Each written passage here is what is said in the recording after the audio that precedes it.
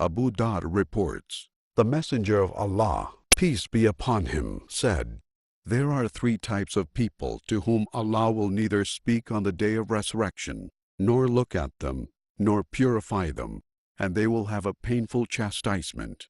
The Messenger of Allah repeated it 3 times. Abu Dhar remarked, they are truly ruined. Who are they, O Messenger of Allah?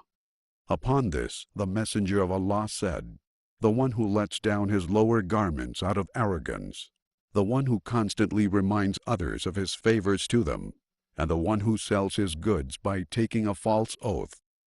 Muslim.